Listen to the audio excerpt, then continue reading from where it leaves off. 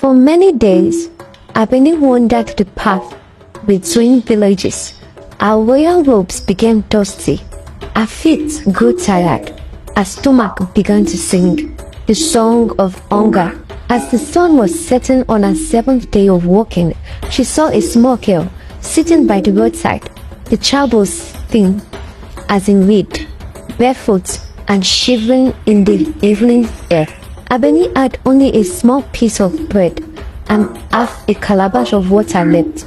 But when she looked at the girl, she could not pass by. "Little sister," she said gently, "are you hungry?" The girl looked up with eyes like deep pools. "Yes, mother." Without hesitation, Abeni gave the child her last food and water.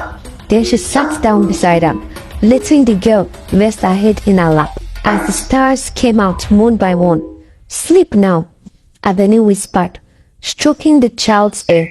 "Tomorrow will be better." The girl smiled and closed her eyes. When the morning sun touched Abeni's face, she opened her eyes. The child was gone. But on the tree stump where the girl had been sitting, there was a single orange.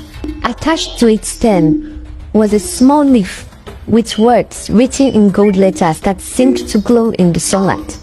"Take," and they made all. Abeni stared at the orange for a long time. It looked exactly like the one Moro Kechi had given her years ago. Her hands trembled as she picked it up. "What if this too is crushed?" she thought. "What if eating it brings more pain?" For 3 days, she carried the orange without eating it. Her hunger grew sharper than a knife. Still, she was afraid. On the third night, as she lay under the stars with her stomach empty and her heart heavy, Abeni prayed, "Ancestors, I do not understand why my path has been so hard, but if this orange is meant for me, let it heal what is broken. If it is another trap, then let me have strength to bear whatever comes." With trembling hands, she peeled the orange. The sweet smell filled the air like perfume. She took a small bite.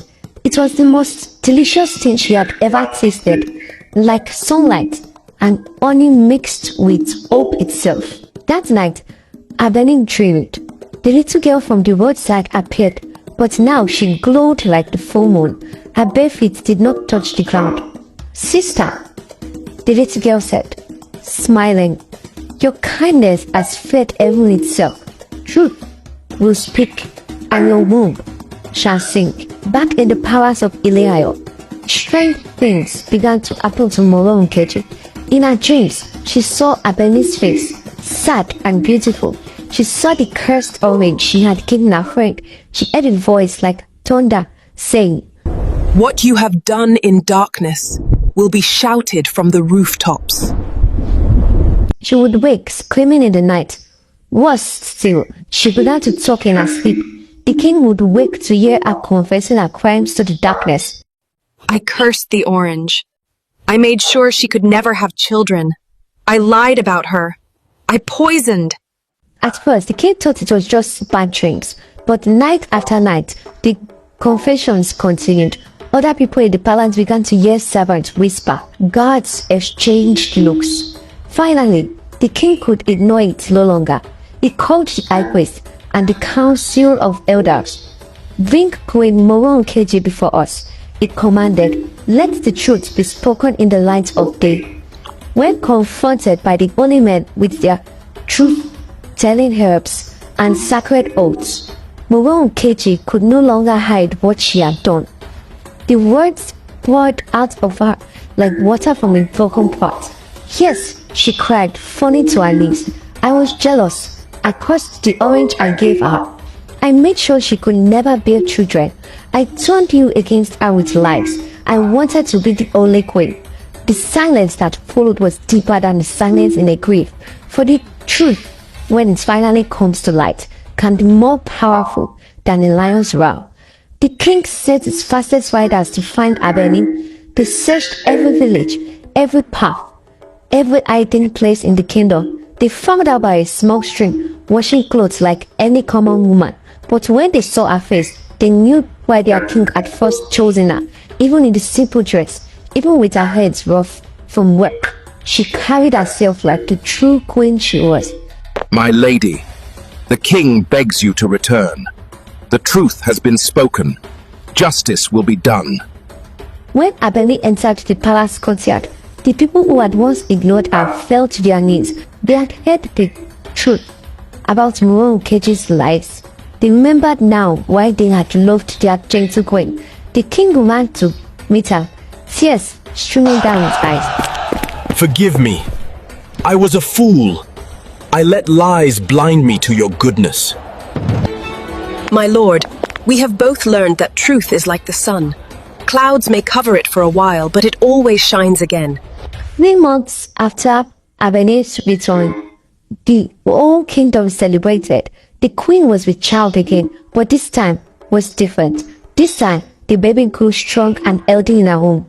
When Prince Adebayo was born, named after his father, but carrying his mother's gentle spirit, the people danced in the streets for 7 days and 7 nights. Moronkeji was banished from the kingdom, sent to live in exile, where she would have many years to think about what jealousy had cost her. In the palace garden, Abeni planted an orange tree.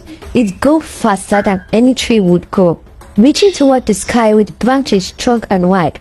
The strangest thing about this tree was that its fruit would only ripen for those with pure hearts. Jealous people could not even see the oranges hanging there, but children and honest souls could pick them freely, and each orange tasted like joy itself. Years passed. Prince Adebayo grew tall and wise. More children came to bless the royal house. The kingdom prospered in peace. When Queen Abeni grew old and her hair turned white as cotton, the women of the land would bring their daughters to hear her stories. She would sit under the orange tree and tell them about the power of kindness, about how angels sometimes come disguised as beggars, and about how jealousy plants seeds that can only grow bitter fruit. She would end each story with the same words, spoken like a song. Envy dances loudly, but kindness feeds angels.